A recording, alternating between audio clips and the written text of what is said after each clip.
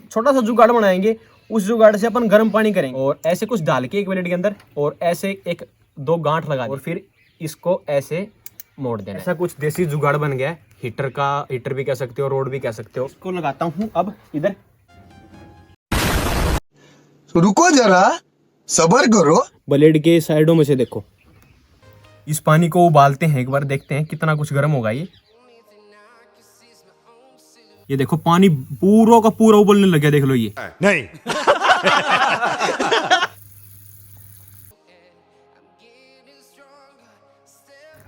यही जुगाड़ है, कभी सोचो। देखो और कुछ नहीं है। और अभी फिर डालता हूँ इसके अंदर, देखो ये